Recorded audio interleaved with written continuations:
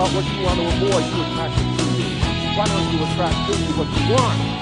Stop thinking about what you don't want because you'll keep getting it. Thank you.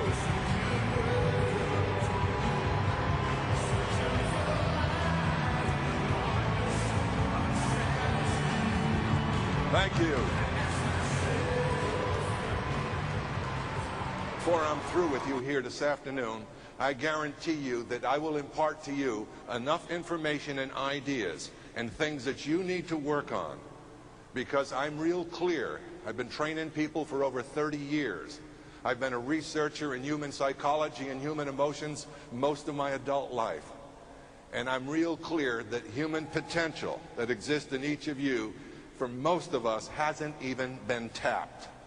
The first part of your life might be learning who you are, but it takes a lifetime to know what you're capable of. The greatest waste on this planet is human potential.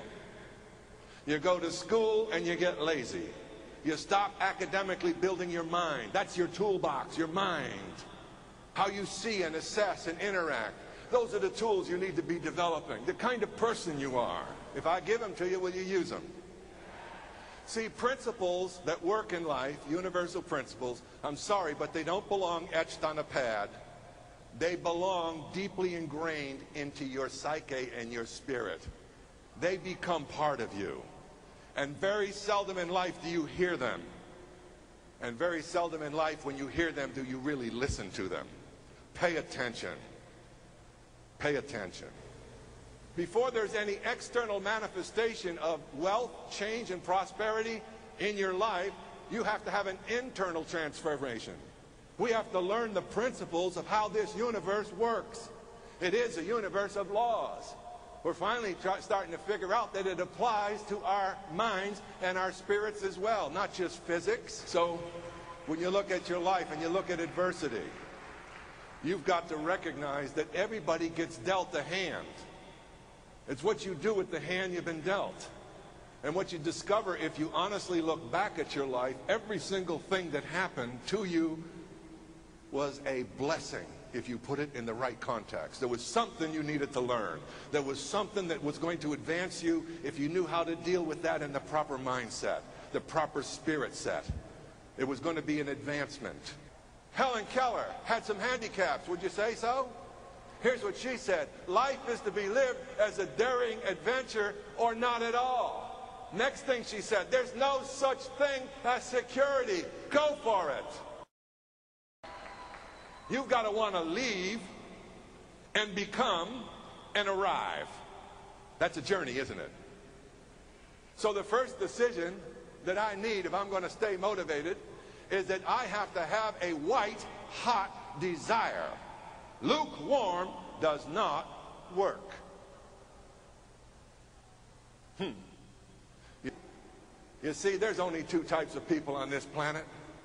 There are those who are inspired, and there are those who are not. And for everyone that is inspired, there are hundreds who are not.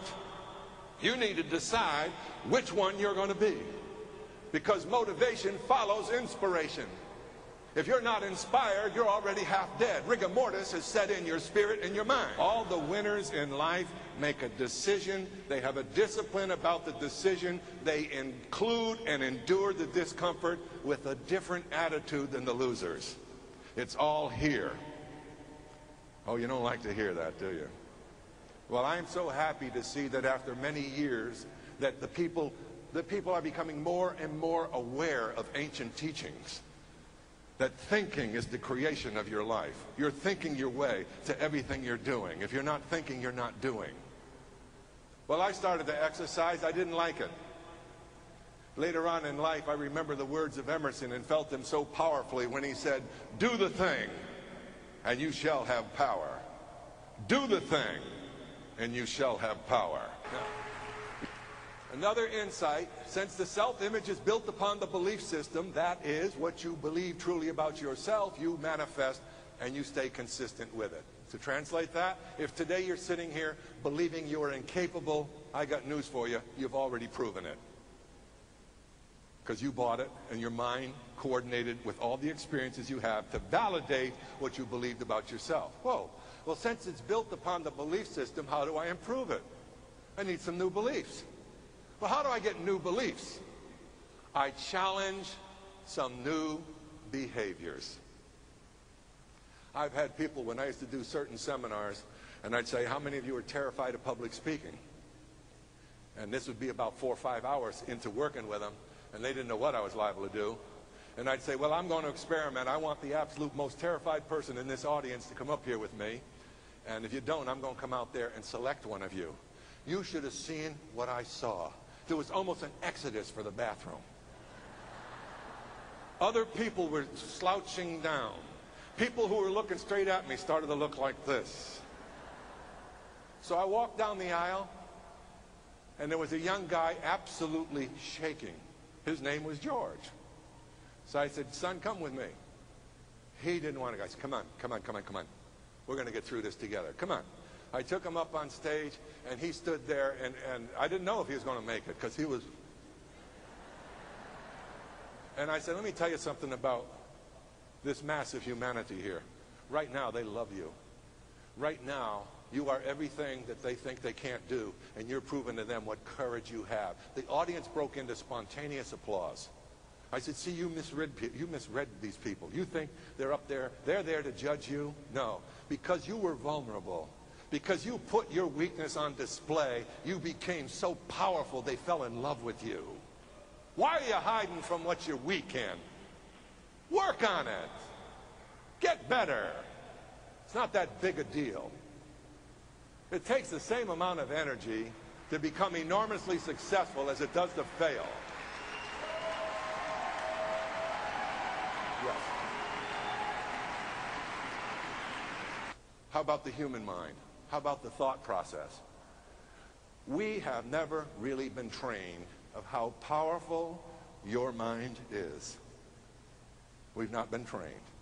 Great thinkers in the past have told us, but they may have said it in a subtle statement, like, as you think, so shall you become.